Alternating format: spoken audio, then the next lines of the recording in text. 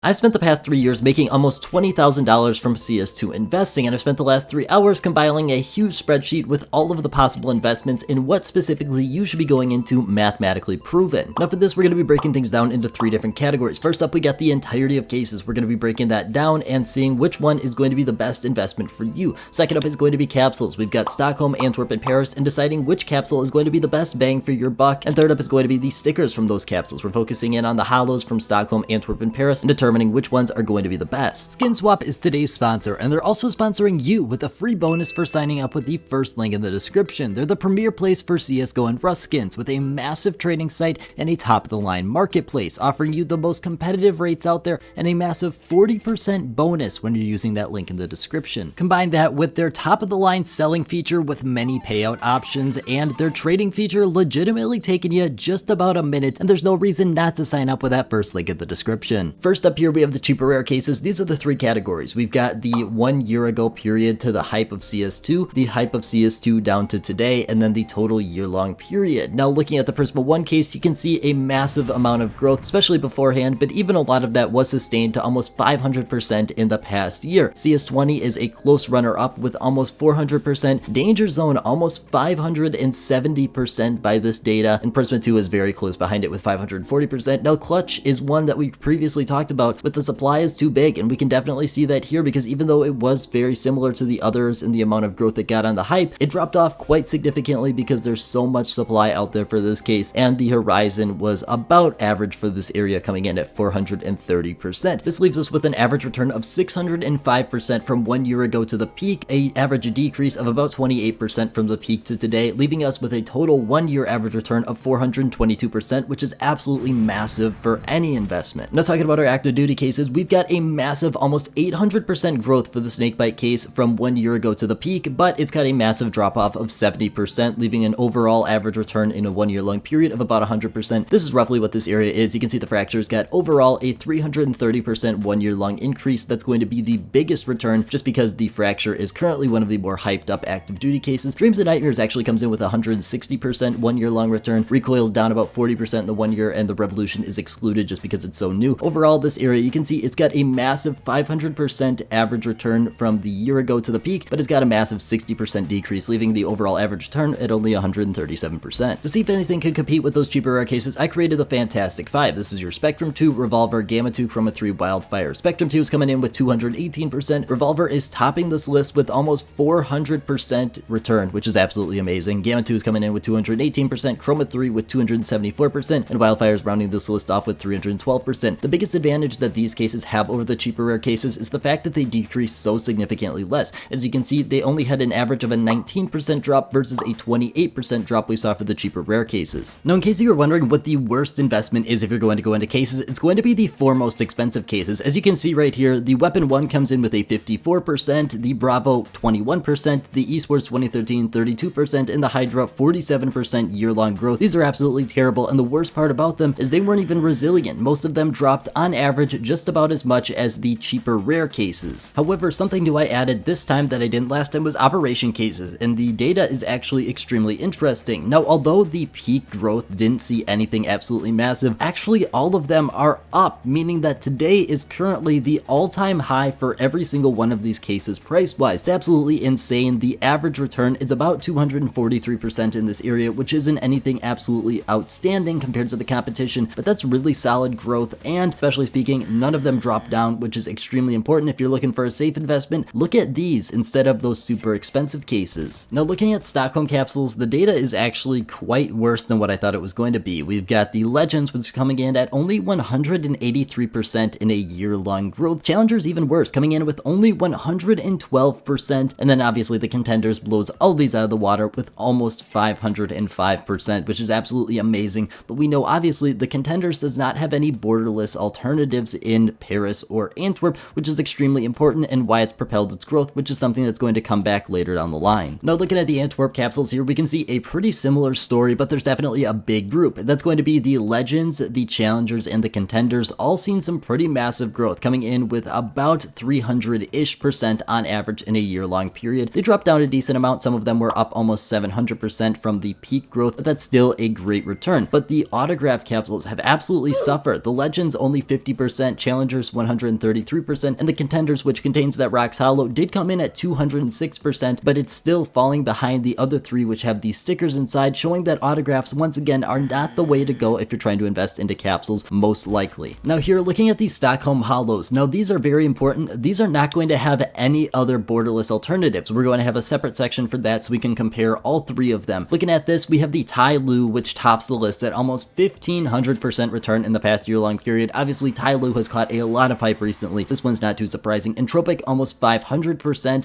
Virtus Pro, about 400%. Movistar Riders, about 250%. And Sharks Esports, didn't even really know this sticker was out there personally. 700% return in the past year-long period. These ones, they shot up to about 1200% from the peak. They lost about 40%, and on average, they're about 600 and 700% in a year-long period, which is absolutely amazing growth. It actually gets even better for Antwerp Hollow. Starting off with 9Z, we've seen almost a 700% return in the past year. Cloud9, very similar at about a 700% return as well. Eternal Fire is up to 850% return, and the Outsiders is at 600%. And then finally, we've got Imperial, which comes in at 1240% return in the past year. Now, this is the most interesting because it's actually gone up since April 19 through today, which is absolutely insane. It's up 55%, considering all the other ones are down a decent amount. This is the biggest outlier, and that's why it brings up these total averages to an 812% yearly return. However, those were the stickers that had no borderless alternatives. Focusing in on the ones that do now, we can see starting off with Stockholm Hollows, they have the pretty much identical same peak return, but they drop off almost 3 to 4 times more. Instead of an 18% decrease, these ones saw a 71% decrease, leading to only an average return of 242%. That's only about 30% of the return we saw for the ones that have no borderless alternatives. Coming over to Antwerp, we see pretty much the exact same situation. Instead of the average of 675% of a year-long return, we're only seeing about 300% of a year-long return, and that's obviously a little bit different, but it's still the same overall scheme. As you can see, it's only about 44% of the average return you would have saw if you invested into those ones that didn't have any alternatives. Unfortunately, the data for Paris is not really conclusive. As you can see, 5 of the 9 that don't have alternatives are actually up from the overall date of the sale dropping, but we can't really conclude anything off of this data because there's so few and it's such a short time period. So what's the best investment? The first spot has definitely got to go to those Stockholm and Antwerp Hollows that don't have any alternatives. They've seen absolutely massive 700, 800% growth in just a 1-year span. That's absolutely insane. We can't find that really anywhere else consistently. Now, this could carry on over to Paris, but we're not too sure in the current moment. The other spot has definitely got to go to those cheaper rare cases. If you don't want to invest into stickers, which can be a little bit risky, cheaper rare cases are definitely the way to go. They're not dropping down as much, and usually over a longer period of time, they're very, very safe, which is not something we can guarantee with stickers themselves. But you got to find the right investment for you. That's all I got. Thank you guys so much for watching. Have a great rest of the day.